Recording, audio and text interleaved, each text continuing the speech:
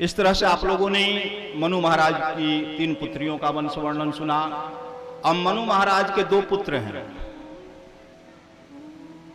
ये 2 पुत्र कौन कौन से हैं? कहा कि प्रियव्रत और उतानपाद। मनु महाराज के यह 2 पुत्र हैं। उतानपाद किसे कहते हैं?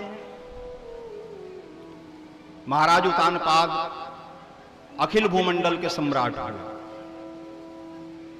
इनकी 2 पत्नियां थीं, सुनीति और सुरुचि, 2 पत्नियां हैं।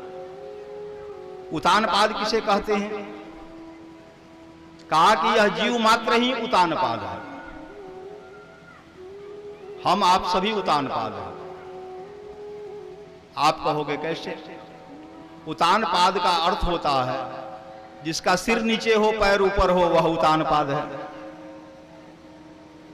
और मनुष्य के यहां जब बच्चों का जन्म होता है तो भाई सिर ही पहले प्रकट होता है, सिर ही नीचे होता है और पैर ऊपर होता है। जन्म के समय में गर्भ में जब शिशु रहता है तो सिर नीचे होता है, पैर ऊपर होता है। गर्भ की अवस्था में हर शिशु जो है वह उतानपाद होता है। हम आप सभी उतानपाद हैं। और इस उतानपाद की 2 पत्नियां हैं, सुरुचि और सुनीति। सुनीति सदैव धर्म के मार्ग पर, धर्म के पथ पर चलती हैं, न्याय के पथ पर चलती हैं, कभी धर्म पथ को छोड़ती नहीं है। जीवन में कितनी भी कठिनाइयां आ जाएं, किंतु धर्म पथ को, सुंदर नीति को कभी नहीं छोड़ती। सुरुचि जो विषय वासनाओं की ओर ले जाए, संसारिक भोग की ओर ले जाए, भौतिक सुखों की ओर ले जाए, वह सुरुचि है। जो ब्रह्म की ओर ले जाए वह सुनीति, और जो संसार की ओर ले जाए वह सुरुचि है। इनकी 2 पत्नियां हैं, सुनीति और सुरुचि। माता सुनीति का उतना आदर नहीं है, क्योंकि न्याय संगत, धर्म संगत बातें किसी को अच्छी नहीं लगती भाई। तो माता सुनीति का वैसा स्थान नहीं, महल से दूर रहती है, एक कुटिया में रहती है। महात्माओं के मुख से हम लोगों ने सुना है, ऐसा ग्रंथों में तो नहीं मिलता है, लेकिन महात्माओं के मुखारबिंद से हम लोगों ने सुना है कि माता सुनीति को प्रतिदिन 1.25 किलो जौ मिलता था, और उसी को जौ को कूट करके, पीस करके आटा बनाती, और उसी से अपना और अपने पुत्र 5 वर्षीय बालक ध्रुव का पालन पोषण करती थी। वहीं उनके विपरीत माता सुरुचि के पास सारी सुख सुविधाएं थी, सारी सुख सुविधाएं थी, सभी प्रकार का वैभव थे, आलिशान महल में निवास करती थी, दास दासियां, सभी प्रकार की सुख सुविधाएं थी। एक दिन बालक ध्रुव खेल खेल में पिता के भवन में पहुंच गए, राजमहल में पहुंच गए, राजप्रसाद में पहुंच गए, जहां उनके पिता एक सिंहासन पर बैठे थे और उनकी गोद में सुरुचि का पुत्र उत्तम था। उत्तम को खिला रहे थे। उसी समय बालक ध्रुव का वहां आगमन हुआ। उसकी भी इच्छा हुई कि हम पिता की गोद में जाकर के बैठें। अपने हाथों को फैला करके वह अपने पिता की ओर दौड़ा बढ़ा। महाराज उतानपाद ने भी हाथ बढ़ा दिया, पुत्र है इसे भी गोद में बैठा लो। ज्यों ही ध्रुव जी महाराज नजदीक पहुंचे, महाराज उतानपाद हाथों को बढ़ा करके उन्हें उठाकर गोद में लेना चाहते थे। अचानक माता सुरुचि वहां सामने आ गई। उसने ध्रुव के हाथों को पकड़ लिया, झटक दिया, कहा कि दूर हट, तू अपने पिता की गोद में बैठने का अधिकारी नहीं है। अगर तुझे अपने पिता की गोद में बैठना है, इस जन्म में तो यह संभव नहीं है, इस शरीर से यह संभव नहीं है। इसके लिए तुझे अपने इस शरीर का त्याग करना होगा और मेरे उदर से मेरे पुत्र के रूप में जन्म लेना होगा, तभी तू अपने पिता की गोद में बैठ सकता है, ऐसे नहीं बैठ सकता है। अब ध्रुव जी की अवस्था बहुत कम थी, 5 वर्ष के बालक हैं। समस्त बातों का मतलब अर्थ तो वह नहीं समझ पाए, लेकिन इतना जरूर समझ गए कि माता ने मुझे अपमानित किया है, माता ने मेरा तिरस्कार किया है। बिलख बिलख कर रोने लगे और रोते हुए महल से बाहर निकलने लगे। महल के बाहरी द्वार पर आते आते उन्होंने अपने आंसुओं को पोंछ लिया। माता सुनीति के पुत्र हैं। माता सुनीति ने इन्हें बड़े ही सुंदर संस्कारों की शिक्षा दी है।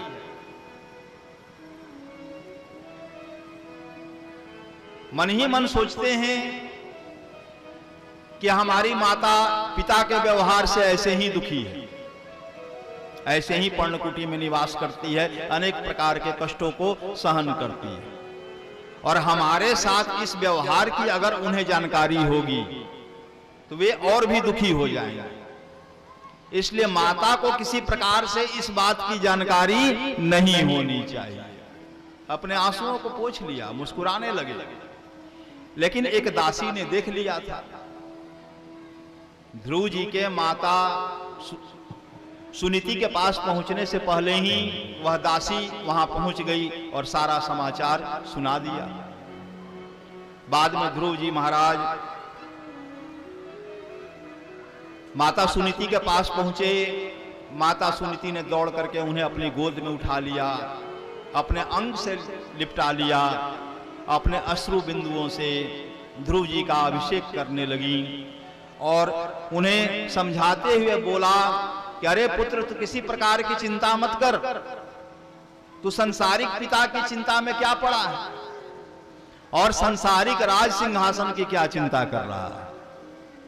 तू तो उस जगत पिता की चिंता कर, उस जगत पिता का चिंतन कर, उनकी प्राप्ति का प्रयास कर, उनकी गोद में बैठने की योग्यता को प्राप्त कर। यह सिंहासन क्या है, इससे भी दिव्याति दिव्य सिंहासन की तुझे प्राप्ति हो। कहा कि अपने हृदय में वैकुंठवासी भगवान नारायण को, भगवान विष्णु को अपने हृदय में विराजमान करो। देखो माता सुनीति यहां कितना सुंदर शिक्षा देती हैं। कहती हैं कि बेटे, अपने हृदय में मन रूपी सिंहासन पर भगवान विष्णु को स्थापित करो और स्थापित करके जाओ वन में भगवान की तपस्या करो, उनकी प्राप्ति का प्रयास करो। और कहीं भय की अनुभूति हो, किसी प्रकार की समस्या का अनुभव हो, तो यह भाव करना कि हमारे हृदय में ठाकुर जी विराजमान हैं, नारायण विराजमान। वो हर प्रकार से हमारी रक्षा करेंगे, हमारी सुरक्षा करेंगे। तुम्हारे मन में यह दृढ़ विश्वास रहेगा तो निश्चित ही परमात्मा हर परिस्थिति में तुम्हारी रक्षा करेंगे, तुम्हारा संवर्धन करेंगे। फिर माता सुनीति ने कहा कि हे पुत्र, बन जाने से पहले एक काम और करना। ध्रुव ने माता से पूछा क्या? माता सुनीति ने कहा कि तपस्या करने जाने से पहले अपने पिता महाराज उतानपाद को प्रणाम करके जरूर जाना, उनसे अनुमति आज्ञा लेकर जाना। माता सुरुचि को प्रणाम करके जरूर जाना, उनसे आज्ञा अनुमति लेकर के जाना। भले मुझे मत प्रणाम करना, मेरी मत अनुमति लेना, कोई बात नहीं, लेकिन इन दोनों को प्रणाम करके, इनकी अनुमति लेकर के ही तुम्हें वन की ओर प्रस्थान करना है, भगवान की तपस्या करना। माता सुनीति के दिए हुए संस्कारों के अनुसार देखें, हमारे यहां बच्चों के पालन पोषण की भी विधि बतलाई गई है। आजकल जब बच्चे हाथ से बाहर हो जाते हैं तब हम लोग के पास लोग पहुंचते हैं, कहते हैं कि महाराज क्या करें, बेटा बिगड़ गया। तुमने अगर कहीं लड़का तुम्हारा गलत मार्ग पर चला गया तो इसमें तुम्हारी कमियां हैं। उचित समय पर तुमने उचित देखरेख नहीं की, उचित ढंग से पालन पोषण नहीं किया, और जब बच्चा हाथ से निकल गया तब परेशान हो रहे हो। 5 वर्ष लालयेत 10 वर्ष ताड़येत प्राप्ते तु 16 वर्षे पुत्र मित्र बदाचरेत। कहा कि 5 वर्ष तक बालक पर कभी हाथ मत उठाओ, जितना दुलार दे सको, जितना प्रेम दे सको दो। 5 से 15, 10 वर्ष ताड़ियत। तब ताड़ियत का मतलब ये नहीं कि मारते रहो हर समय, नहीं, उस पर दृष्टि रखो, क्या करता है, कहां जाता है, कहां उठता है, कहां बैठता है, कैसी संगति में रहता है, सही मार्ग पर है कि नहीं, उस पर दृष्टि रखो, निगरानी रखो, कड़ी निगरानी। और लोग यही चूक करते हैं, 5 से 15 के बीच में ही लोग चूक कर जाते हैं। और जिस दिन 16वें वर्ष में बालक प्रवेश कर जाए, पुत्र मित्र वदाचरेत, उस दिन उससे मित्रवत व्यवहार करना चाहिए। उस समय मारपीट करोगे भाई तो बंटवारा हो जाएगा, तो इसलिए उस समय मित्रवत व्यवहार होना चाहिए। तो हमारे यहाँ बच्चों के पालन की पद्धति भी बताई गई है। आप धर्म शास्त्रों का, ग्रंथों का अवलोकन करेंगे तब तो ज्ञान होगा। ध्रुव जी महाराज माता की आज्ञा मान करके पहले पिता उतानपाद के पास जाते हैं, उनके चरणों में साष्टांग दंडवत करते हैं, दंडवत करके निवेदन करते हैं कि पिताजी, मैं भगवान की भक्ति से प्रेरित होकर के उनकी प्राप्ति के लिए वन में जा रहा हूं, उनकी तपस्या के हेतु जा रहा हूं। इस कार्य के लिए आप अपना आशीर्वाद और अनुमति दोनों प्रदान करें। महाराज उतानपाद ध्रुव जी महाराज को रोकना चाहते थे, नहीं जाए बालक, रोकना चाहते थे, लेकिन डर गए, माता सुरुचि से डर गए कि अगर इसे रोक लूंगा, नहीं जाने दूंगा तो सुरुचि नाराज हो जाएगी, और सुरुचि नाराज हो जाएगी तो जो भी सांसारिक सुख सुविधाएं, भोग विलास है, वह सब नष्ट हो जाएगा भाई, वह सब रुक जाएगा। इस डर से उन्होंने ध्रुव को नहीं रोका, मौन रह गए, चुप रह गए, न जाने के लिए कहा और ना ही रुकने के लिए कहा। ध्रुव जी महाराज इस मौन में ही पिता की सहमति और आशीर्वाद मान करके वहां से माता सुरुचि के कक्ष की ओर जाते हैं। माता सुरुचि को भी साष्टांग दंडवत करते हैं, उनसे भी निवेदन करते हैं कि मैं भगवत प्राप्ति के लिए बन जा रहा हूं, हे माता मुझे आशीर्वाद दें और अनुमति प्रदान करें। सुरुचि का पाषाण जैसा हृदय भी द्रवित हो गया, कुछ समय के लिए पिघल गया, कठोर हृदय भी पिघल गया। सुरुचि ने सोचा कि ध्रुव को उठा करके गोद में बैठा, लेकिन तब तक स्वार्थ प्रकट हो गया, लोभ प्रकट हो गया। लोभस्य पापस्य कारणम, लोभ ही सभी पापों का मूल कारण होता है। लोभ प्रकट हो गया। लोभ क्या हुआ कि अगर यह रह जाएगा तो भविष्य में हमारे पुत्र उत्तम की राज्य प्राप्ति के मार्ग में यह सबसे बड़ा रोड़ा बनेगा, सबसे बड़ा बाधक बनेगा। यह रोड़ा आज स्वयं निकल रहा है, मुझे कोई प्रयास भी नहीं करना है, तो भाई इसे रोकना ठीक नहीं है, इसे जाने दे। हृदय को तुरंत कठोर कर लिया और कहा कि ठीक है, जाओ, हमारा आशीर्वाद और अनुमति तुम्हारे साथ है। देखो, स्वभाव नहीं बदलता है, नेचर और सिग्नेचर ये जल्दी नहीं बदला करते हैं। बाल्यकाल से जीव जिस स्वभाव, जिस व्यवहार, जिस समाज में जीता रहता है, स्वस्य भाव स्वभाव, रहते रहते एक स्वभाव, उसका एक आचरण, एक संस्कार बन जाता है। इसको बदलना बड़ा कठिन है। एक बार हस्ताक्षर करने की जो आदत लग जाती है और फिर चाहो कि हस्ताक्षर बदल लें तो बड़ी कठिनाई होती है। बहुत कठिनाई, बहुत प्रयास के बाद वह हस्ताक्षर बदलता है, ऐसे नहीं बदलता है। स्वभाव भी जब भगवान की बहुत कृपा होती है, किसी महात्मा की बहुत करुणा होती है, तब जाकर स्वभाव बदलता है, नहीं तो नहीं बदलता है। किसी कवि ने कहा, कस्तूरी की क्यारी करी, केसर की बनी खाद, पानी दिया गुलाब का, तऊ प्याज की प्याज।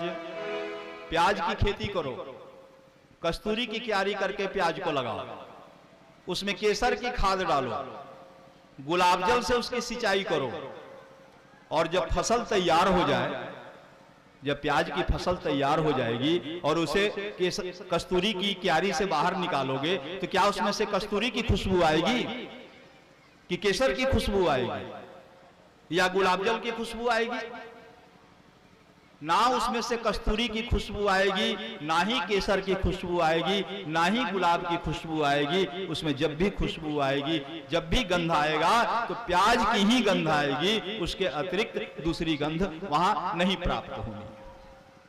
कहने का तात्पर्य है कि स्वभाव नहीं बदलता। सुरुचि का मन तो कुछ क्षणों के लिए शुद्ध हुआ, लेकिन पुनः अपने स्वभाव पर आ गया और उसने ध्रुव जी महाराज को अनुमति प्रदान कर दी। वहां से ध्रुव जी महाराज माता सुनीति के पास आए, उनका अभिवादन दंडवत किया, माता से आशीर्वाद अनुमति प्राप्त करके वह मन के लिए प्रस्थान कर जाते हैं।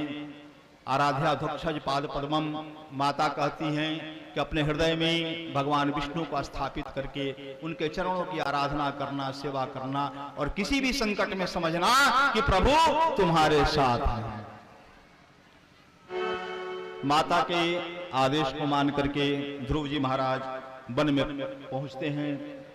धीरे धीरे चलते चलते भीषण वन में पहुंच जाते हैं। संध्या काल की बेला होने लगती है। अनेक प्रकार के हिंसक जीव जंतुओं की आवाजें, सिंह, व्याघ्र, भालू आदि की आवाजें सुनाई पड़ने लगती हैं। मन में थोड़ा भय भी होने लगता है। तब भी आगे बढ़ते हैं। संजोगवशात भगवान की कृपा से उस वन में उनकी भेंट देव ऋषि नारद से होती है। अब एक बात जान लो कि देव ऋषि नारद सबको मिलते नहीं, और जिसे भी देव ऋषि नारद मिले उसे भगवत प्राप्ति हुई, यह भी आप जान लो। पूरा आप वेद पुराण शास्त्रों को पढ़ लो, जिस जिस से देव ऋषि नारद मिले उसे उसे भगवत प्राप्ति हुई। ध्रुव जी से भी देव ऋषि नारद मिले। छोटे से नन्हे से 5 वर्ष के बालक को देखा, पूछा, आ गए नजदीक, कहा करे बालक तुम इस भीषण वन में कहां क्यों आए हो? बालक ध्रुव ने दृढ़ता पूर्वक कहा कि मैं भगवान की तपस्या करने आया हूं, नारायण की तपस्या करने आया हूं, उनकी प्राप्ति हेतु आया हूं। देव ऋषि ने कहा कि अरे उन प्रभु को प्राप्त करना तो बड़ा ही कठिन है, बड़ा ही दुस्तर है। संत महात्मा ऋषिगण जन्म जन्मांतर हजारों हजार वर्ष तक उनकी तपस्या करते रह जाते हैं, ध्यान करते रह जाते हैं, समाधि की स्थिति में रह जाते हैं, उनको तो दर्शन प्राप्त होता ही नहीं। तू तो बड़ा ही छोटा अबोध बालक है, तुझे कैसे दर्शन प्राप्त होगा? अरे बालक वापस घर लौट जा। इस वन में अनेक हिंसक जीव जंतु हैं, किसी का तू आहार बन जाए। अनेक प्रकार से समझाते हैं, ध्रुव को वापस भेजने का प्रयास करते हैं, लेकिन ध्रुव जी अडिग हैं, निश्चल हैं। कहते हैं कि हे गुरुवर, मैं किसी भी अवस्था में लौट करके वापस नहीं जा सकता। अगर हमारे प्रारब्ध में पशुओं का आहार बनना ही लिखा है, अगर ठाकुर जी की ऐसी ही कृपा है तो वही सही। मैं अपने हृदय में भगवान श्रीमन नारायण को विराजमान किए हुए हूं और निरंतर उनका ध्यान चिंतन करता रहता हूं, और उनके कृपा से मेरे शरीर में किसी भी प्रकार का भय नहीं है, और हमारे मन में दृढ़ विश्वास है कि किसी भी कठिन परिस्थिति में ठाकुर जी हमारी रक्षा करेंगे। बालक के इस दृढ़ निश्चय को सुन करके देव ऋषि नारद समझ गए कि बालक योग्य है, गुरु मंत्र देने के लायक है। तब देव ऋषि नारद ने उन्हें अपने पास बैठाया, उन्हें गुरु दीक्षा प्रदान की और द्वादशाक्षर मंत्र प्रदान किया।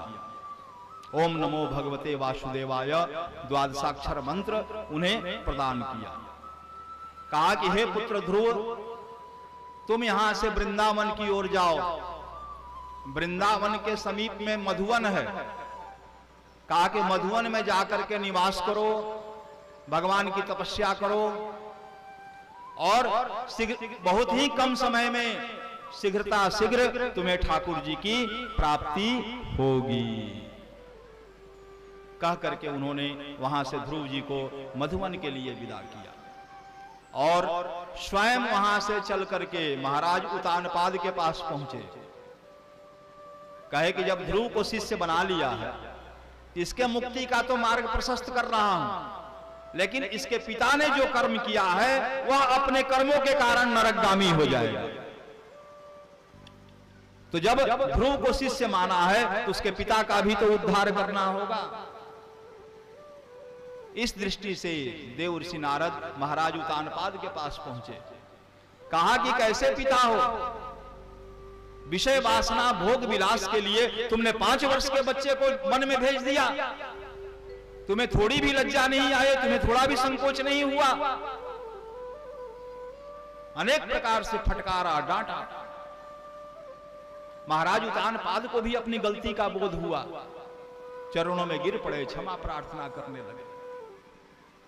और देव ऋषि नारद की प्रेरणा से जिस दिन उनकी देव ऋषि नारद से भेंट हुई, सुरुचि में उनकी जो आसक्ति थी वह कम हो गई, खत्म हो गई।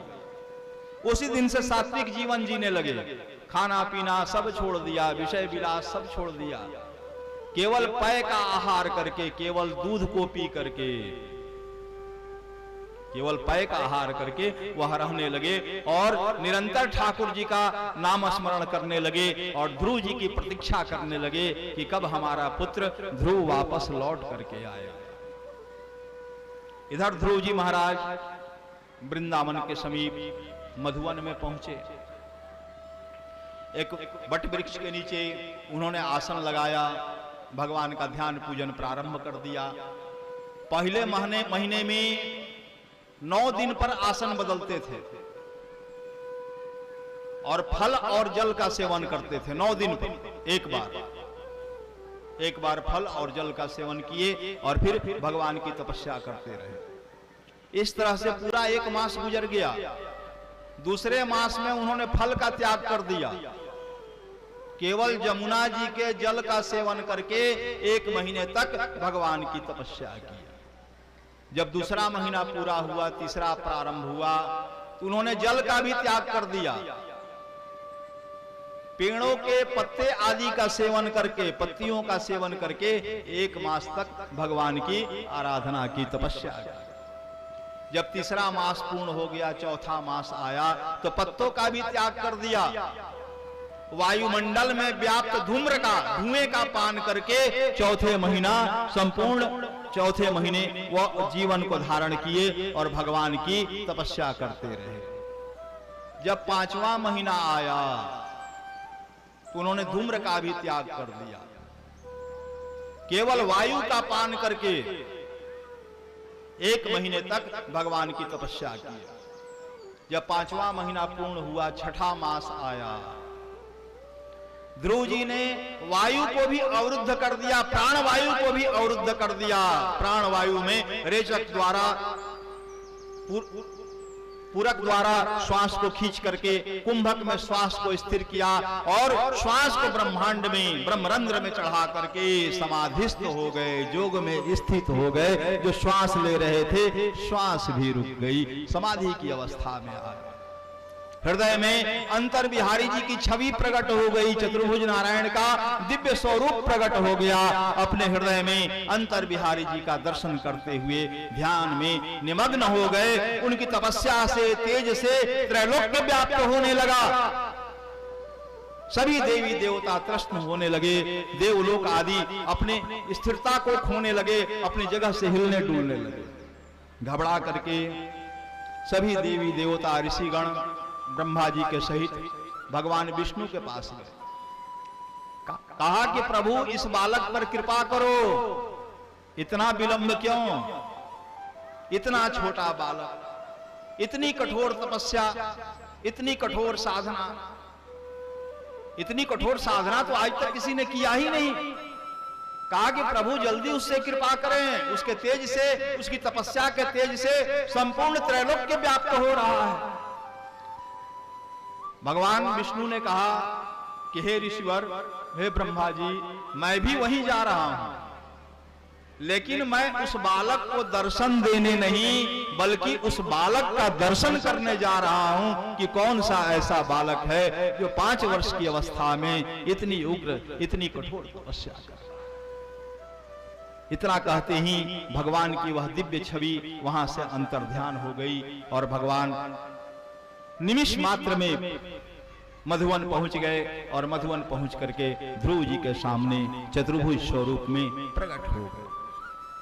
अब भगवान ध्रुव जी के सामने प्रकट हैं और ध्रुव जी समाधि में लीन हैं, हृदय में चतुर्भुज नारायण का दर्शन कर रहे हैं, अंतर बिहारी जी का दर्शन कर रहे हैं। 2 घड़ी तक भगवान खड़े रह गए, लेकिन ध्रुव जी की समाधि नहीं टूटी।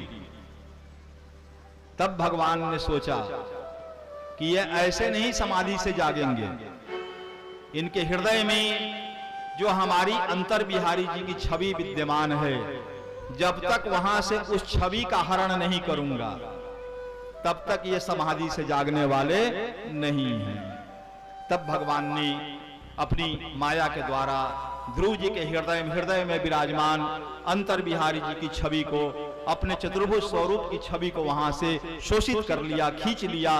और जैसे ही ध्रुव जी के हृदय से वह छवि गायब हुई, लुप्त हुई, बिन पानी की मछली की तरह तड़पते हुए ध्रुव जी महाराज उठ करके खड़े हो गए। उनकी आंखें खुल गई, ठाकुर जी कहाँ गए? और जैसे ही आंखें खुली, सम्मुख चतुर्भुज नारायण का दर्शन हो गया। संपूर्ण शरीर रोमांचित हो गया। शरीर की भी शुद्ध नहीं रही, संसार की भी शुद्ध नहीं रही। भाव विभोर होकर के ठाकुर जी को अपलक निहार रहे हैं, उनके दिव्य स्वरूप को अपलक निहार रहे हैं। कुछ बोलना भी चाह रहे हैं तो कंठ अवरुद्ध हो गया। गलत अश्रुधारया बदन गदगद रुद्धया गिरा। भक्ति तो कहते हैं कि सब लोग कहते हैं कि हम भक्त ही हैं, लेकिन कहने से थोड़ी भक्ति हो जाती है। भगवान की भक्ति का जब प्राकट्य होता है तो हृदय प्रेम भाव से इतना भर जाता है कि आंखों से अश्रुधारा प्रवाहित होने लगती है। गला अवरुद्ध, कंठ अवरुद्ध हो जाता है। कंठ से भी कोई ध्वनि, कोई आवाज नहीं निकलती है। अपने शरीर की भी शुद्ध नहीं रहती, संसार की भी शुद्ध नहीं रहती। यही स्थिति ध्रुव जी महाराज की। बोलना चाह रहे हैं, स्तुति करना चाह रहे हैं, लेकिन कंठ नहीं खुल रहा।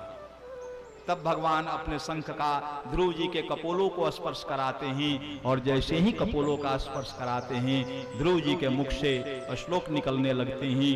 और अनेक श्लोकों में वह भगवान की स्तुति करते हैं, वंदना करते हैं। उनकी स्तुति से, वंदना से भगवान बड़े प्रसन्न होते हैं और प्रसन्न होकर कहते हैं कि ध्रुव, जो मांगना हो मांग लो, तुम्हारे लिए कुछ भी अदेय नहीं है। ध्रुव जी महाराज ने कहा कि प्रभु, अब कुछ मांगने की इच्छा शेष नहीं रह गई। आपका दर्शन हो गया, आपकी प्राप्ति हो गई। अब हृदय में कोई इच्छा शेष नहीं रह गई है, अब कुछ भी नहीं चाहता। भगवान ने कहा कि ठीक है ध्रुव, तुम कुछ नहीं चाहते हो, लेकिन मेरा भी एक स्वभाव है। मैं भी जब तक भक्तों की इच्छाओं की पूर्ति नहीं करता, तब तक उन्हें मुक्ति प्रदान नहीं करता हूं। तुम पूर्व जन्म में भी राजा बनना चाहते थे, इस जन्म में भी पिता की गोद राज सिंहासन के लिए घर को, गृह को, महल को त्याग कर हमारी तपस्या के लिए आए। तो जाओ, पहले राजा बनो, हजारों वर्षों तक पहले संसारिक सुख वैभव का भोग करो, फिर मेरी तपस्या करते हुए मुझे अंततः प्राप्त करना। भगवान के आदेश को मान करके ध्रुव जी महाराज वहां से वापस लौटते हैं। मात्र 6 महीने में ध्रुव जी महाराज को भगवान का दर्शन हुआ। मां से 6वीं रह भागवत में आता है, मात्र 6 मास। अब आप कहोगे कि 6 मास में कैसे दर्शन हो गया? तो देखो, यह एक जन्म का पुण्य नहीं था, यह अनेक जन्मों का पुण्य था।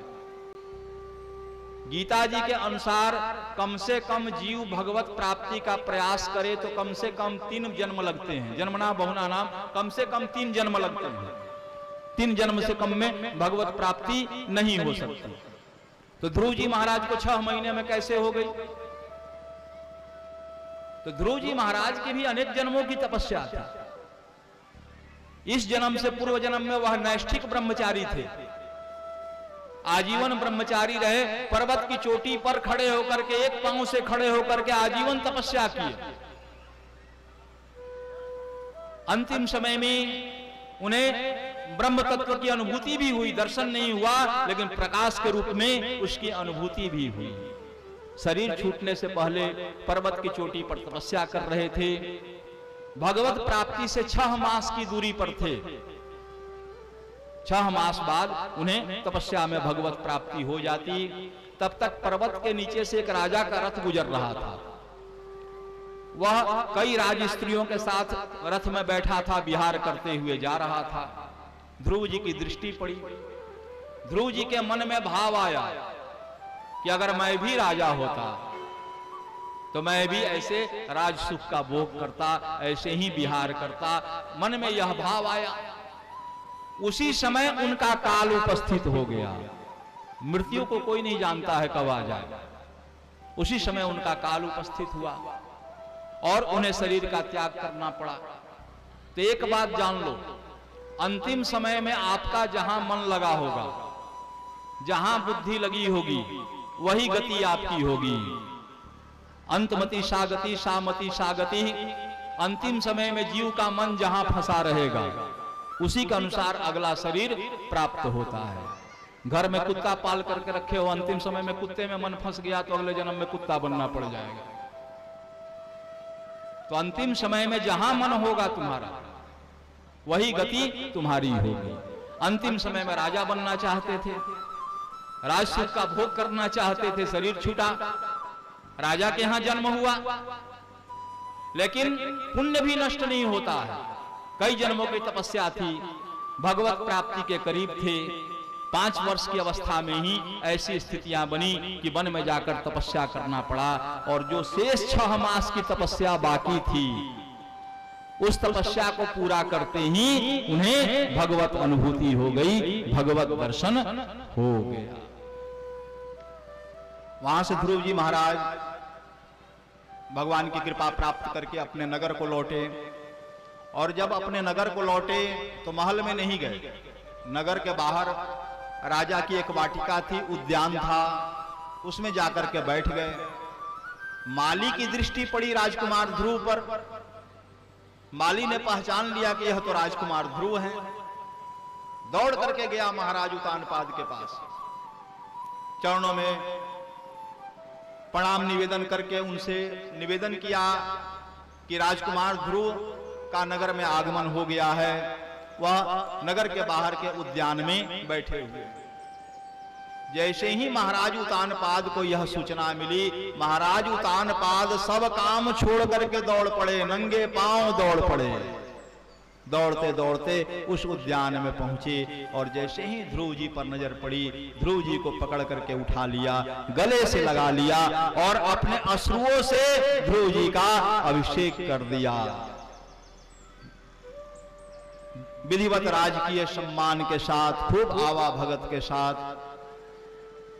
ध्रुव जी महाराज को राजमहल लाया गया और विधिवत सभा का आयोजन करके महाराज उतानपाद ने उन्हें अपना उत्तराधिकारी, अपना युवराज घोषित किया।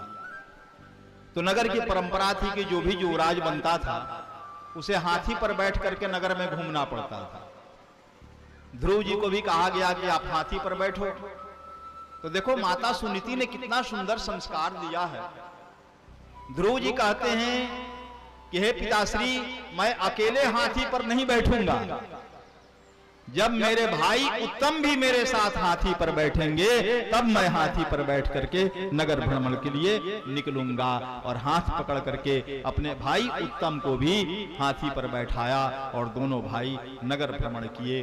बाद में ध्रुव जी महाराज अखिल भूमंडल के सम्राट हुए और 11,000 वर्षों तक इन्होंने शासन किया। अनेक पुत्र पौत्र भी हुए, 11,000 वर्षों तक शासन किया। इनके शासन के अंतिम समय में इनके भाई उत्तम का, उत्तम नामक यक्ष के साथ में युद्ध हो गया और उसमें उत्तम मारे गए, जिसके कारण ध्रुव जी क्रोधावेश में आ गए और क्रोधावेश में आकर के उन्होंने यक्षों के साथ में युद्ध छेड़ दिया। यह युद्ध हजारों वर्षों तक चला। इसमें बहुत बड़ी संख्या में यक्ष मारे गए। बाद में ब्रह्मा जी का वहां आगमन हुआ। ब्रह्मा जी ने कहा कि समस्त यक्ष जाति का भी संहार कर दोगे तो तुम्हारे भाई उत्तम लौटने वाले नहीं हैं, और तुम तो परम भागवत हो, कहां इस मारकाट में फंसे हो। चलो अब बहुत शासन कर लिया, अब राजपाट का त्याग करो, अपने पुत्रों को राज्य आदि सौंप करके जाकर के वन में तपस्या करो, भगवत प्राप्ति का प्रयास करो। 11,000 वर्षों तक राज सुख भोगने के बाद ध्रुव जी महाराज अपने पुत्रों को राज्य आदि सौंप करके राज ऋषि बन करके हरिद्वार के समीप गंगा जी के तट पर आ जाते हैं और वहां आकर के भगवान की तपस्या करने लगते हैं। लेकिन तपस्या के क्रम में गंगा जी की धारा के कारण उनकी तपस्या में बाधा होती थी। आप कभी हरिद्वार ऋषिकेश जाएं तो वहां गंगा जी की चौड़ाई तो अधिक नहीं है, लेकिन धारा में गति बहुत है, क्योंकि ऊंचाई से वहां उतर रही है, तो गति बहुत है, धारा में तेज बहुत है। और वहां गंगा जी की धारा में ध्वनि होती है, कल कल कल कल कल कल की ध्वनि आवाज आती है। जब पत्थरों से गंगा जी की धारा टकराती है तो उससे एक विशेष ध्वनि उत्पन्न होती है। ध्रुव जी महाराज जब भी ध्यान लगाते उस ध्वनि से उनके ध्यान में बाधा पहुंचती। मन में सोचे कि गंगा जी का किनारा रहने के लिए ठीक नहीं है, हिमालय की ओर बढ़ूं, एकांत की ओर बढ़ूं। गंगा जी के तट को जब छोड़ करके चलने लगे तो गंगा महारानी साक्षात उनके समक्ष प्रकट हो गई। कहा कि रुक जाओ पुत्र, मेरा किनारा छोड़ करके मत जाओ। कहा कि हे पुत्र, मुझे पाप तो देने वाले प्रतिदिन करोड़ों की संख्या में पहुंचते हैं जो अपना पाप धोने के लिए मेरे पास आते हैं, लेकिन पुण्य प्रदान करने वाला तो पुत्र कभी कभी सदियों में आता है। तुम तो पुण्य प्रदान करने वाले पुत्र हो, इसलिए मेरा किनारा छोड़ करके मत जाओ, तुम यहीं तपस्या करो। ध्रुव जी ने बताया कि माता, आपकी ध्वनि से बाधा होती है। माता ने कहा कि जाओ, आज से तुम्हारे निवास क्षेत्र में हमारी धारा में कोई ध्वनि नहीं होगी, कोई आवाज नहीं होगी। आज भी ऋषिकेश के समीप में ध्रुव आश्रम नामक स्थान है जहां ध्रुव जी तपस्या किए थे। कभी जाकर के अनुभव करना। वहां लगभग 2.5-3 किलोमीटर के क्षेत्र में गंगा जी की धारा में आज भी कोई आवाज नहीं है।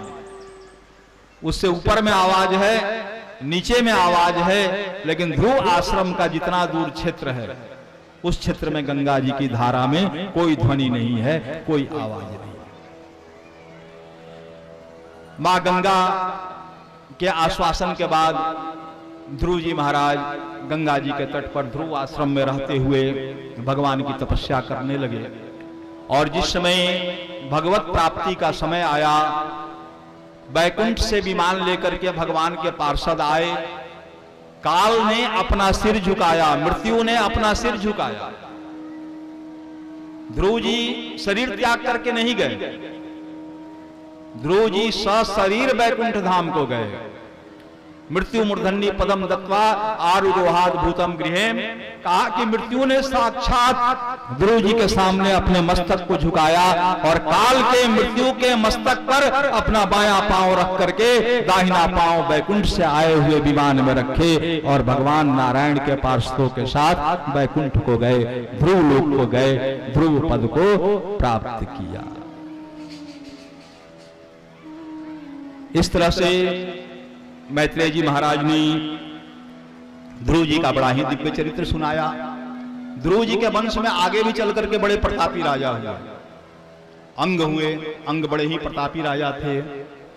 उसके बाद बेन हुए, बेन बड़ा ही दुष्ट हुआ, अधर्मी हुआ, पापी हुआ, दुराचारी हुआ, मंदिरों में पूजा पाठ बंद करवा दिया, महात्माओं को आश्रमों से भगाने लगा, यज्ञ आदि बंद करवा दिया।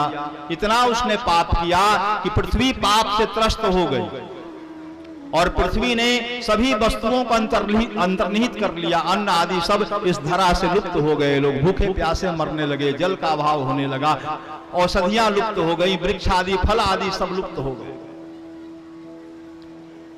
अंत में ऋषियों के श्राप के कारण बेन का अंत हुआ। जब बेन का अंत हुआ तो आगे राजकाज कैसे चले, बिना राजा का तो राज्य चल नहीं सकता। तो पहले बेन के निचले शरीर का मंथन किया गया उस मंथन से उसके शरीर में जो पाप पुरुष था उसे बाहर निकाला गया। जब पापों से वह मुक्त हुआ तब उसकी दोनों भुजाओं का मंथन किया गया। दोनों भुजाओं के मंथन से पृथु महाराज का प्राकट्य हुआ। अर्चन भक्ति के आचार्य पृथु महाराज का प्राकट्य हुआ। श्रीधर स्वामी अपनी भागवत की टीका में लिखते हैं कि बेन का ऋषियों ने भुजाओं का मंथन किया तो पृथु महाराज का प्राकट्य हो गया। अगर ऋषियों ने बेन के हृदय का मंथन कर दिया होता तो साक्षात नारायण का प्राकट्य हो जाता। पृथु महाराज जिस समय अखिल भूमंडल की सत्ता को संभाले उसमें प्रजा बड़ी ही दुखी थी, भूख प्यास से त्रस्त थी, अकाल आदि से त्रस्त थी, हर तरफ युद्ध महामारी फैली हुई थी। राजा का कर्तव्य होता है, राजा अगर प्रजा की चिंता न करे तो वैसा राजा शोचनीय हो जाता है। प्रजा की रक्षा के लिए सभी बुद्धिजीवियों को, ऋषियों को, मंत्रियों को महाराज पृथु ने बुलाया, पूछा कि कारण क्या है। ऋषियों ने बताया कि आपके पिता बेन के कारण पृथ्वी ने सभी वस्तुओं को अंतर्निहित कर लिया है। क्रोधावेश में महाराज पृथु जो है पृथ्वी को दंडित करने के लिए चले। पृथ्वी भी गौ का रूप धारण करके भागी। महाराज पृथु ने पीछा किया। पृथ्वी ने कहा कि हे राजन, साधारण व्यक्ति भी अबला और स्त्री पर अत्याचार नहीं करते हैं, गौ पर अत्याचार नहीं करते हैं। तुम धनुष बाण लेकर के मेरे पीछे क्यों पड़े हो? पृथु ने कहा कि हमारी प्रजा भूख से मर रही है, महामारियों से मर रही है, आपने सभी वस्तुओं को अंतर्निहित कर लिया है, उनको पुनः प्रकट कीजिए। पृथ्वी ने भी कहा कि ठीक है, हमारा दोहन करो। मनु महाराज को बछड़ा बना करके, इंद्र को बछड़ा बना करके हमारा दोहन करो और पुनः सभी वस्तुओं को प्राप्त करो। मनुष्यों ने मनु महाराज को बछड़ा बना करके दोहन किया, गौरूपी पृथ्वी का दोहन किया और सभी प्रकार के अन्नों को, वनस्पतियों को प्राप्त किया। देवताओं ने गुरु बृहस्पति को, ऋषियों ने गुरु बृहस्पति को बछड़ा बना करके पृथ्वी रूपी गौ का दोहन किया और चारों वेदों को प्राप्त किया। देवताओं ने इंद्र को बछड़ा बना करके पृथ्वी रूपी गौ का दोहन किया और अमृत को प्राप्त किया। इसी तरह से यक्ष, गंधर्व, विद्याधर आदि ने भी, सभी ने बारी बार से दोहन किया और काव्य कला, संगीत कला, कीट पतंग आदि अनेकानेक योनियों का प्राकट्य हुआ, उत्पत्ति हुई और फिर से पुनः पृथ्वी हरी भरी हो गई, सभी संपदाओं से युक्त हो गई। बाद में पृथु महाराज ने 99 अश्वमेध यज्ञ किया। इनकी पत्नी का नाम था अर्ची। इन्होंने अपनी पत्नी अर्ची के साथ में 99 यज्ञों का आयोजन किया, अश्वमेध यज्ञों का। और 100वां अश्वमेध यज्ञ जब यह कर रहे थे तब इंद्र को डर हो गया कि 100 यज्ञ कर लेगा तो यह इंद्र पद का अधिकारी हो जाएगा, हमारी कुर्सी खतरे में पड़ जाएगी। इंद्र ने क्या किया कि इनके यज्ञ का घोड़ा चुरा लिया। बाद में पृथु के पुत्र जाकर के वापस लाए, फिर दोबारा चुरा लिया, दोबारा भी वापस लाए, तीसरी बार भी इंद्र ने घोड़ा चोरी कर लिया।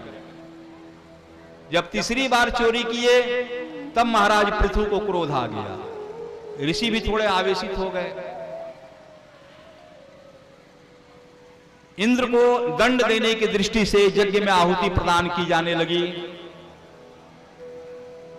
तब इंद्र डर करके भगवान विष्णु के आदेश से भी उस अश्व को लेकर के उपस्थित हुए और उस अश्व को पृथु महाराज को सौंपा।